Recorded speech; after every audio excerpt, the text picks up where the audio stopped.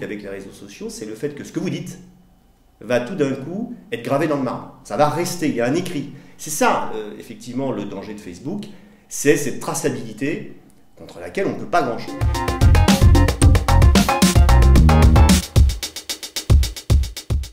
Pour les juges, à partir du moment où le réseau, où le Facebook n'est pas restreint dans son utilisation, c'est-à-dire que tout le monde peut le voir, c'est public.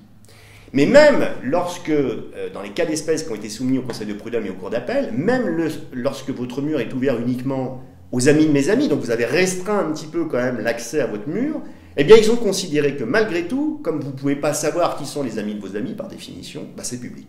Ça ne devient privé, Facebook ne serait privé, d'après ces solutions-là, que lorsque mon mur Facebook n'est ouvert qu'à mes seuls amis ou aux personnes que j'ai identifiées.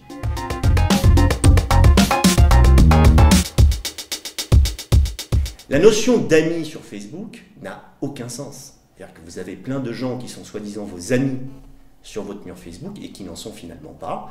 Et je dirais même que l'objectif poursuivi lorsque vous avez un compte sur Facebook, c'est d'avoir un maximum d'amis. Ça va même être le critère. Ah, comment? T'as que 34 amis sur ton compte Facebook? T'es nul. Donc en fait, il faut que tu en aies beaucoup plus.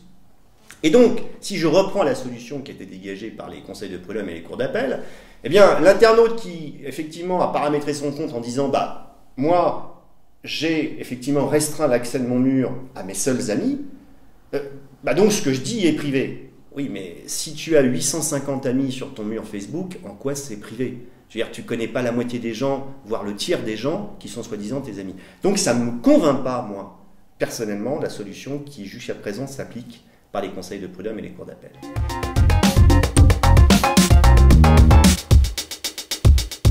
Soit c'est un ami à vous, mal attentionné, qui vous a dénoncé.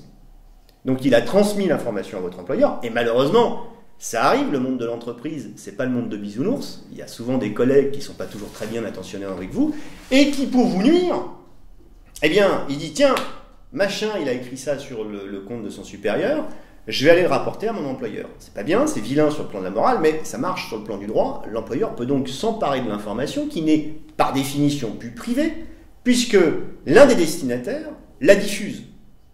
Par contre, ce que l'employeur ne pourra pas faire, c'est obtenir l'information par un moyen détourné, en espionnant de manière clandestine le salarié. On n'a pas le droit de communiquer des pièces qu'on a obtenues de manière déloyale.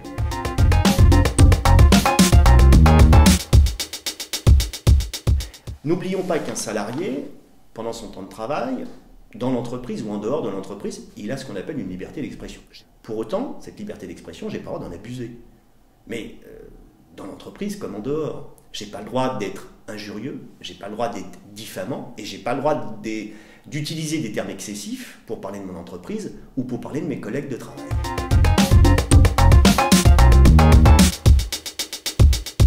Si vous tenez des propos sur Facebook qui visent à désorganiser l'entreprise ou à divulguer des secrets de fabrication, des secrets de l'entreprise, évidemment, vous allez de plein fouet violer votre obligation de loyauté qui est prévue à votre contrat de travail. Et ça, l'employeur pourra s'en emparer, même si vous l'avez dit, sur un réseau social qui relève de votre sphère privée. Tous les fonctionnaires en France sont tenus par une obligation de réserve. Il n'y a pas besoin de le mettre dans leur contrat, c'est une obligation qui existe. Un fonctionnaire n'a pas le droit d'exprimer son opinion sur l'autorité, l'administration, la collectivité qui l'emploie. C'est interdit.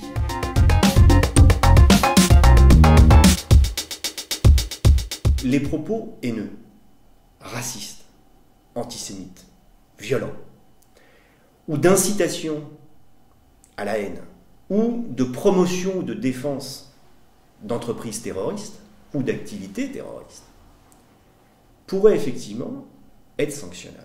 Si demain, sur mon compte Facebook, j'exprime une opinion entre guillemets politique, et que je viens dire que des actes terroristes, par exemple, sont légitimes ou justifiés, moi je ne me prononce pas sur la question, mais on peut imaginer des gens qui vont exprimer cette opinion sur leur réseau social, sur leur mur Facebook. Eh bien, si effectivement l'entreprise considère que les propos qui ont été tenus causent un trouble objectif dans leur entreprise, ils pourront licencier le salarié en question.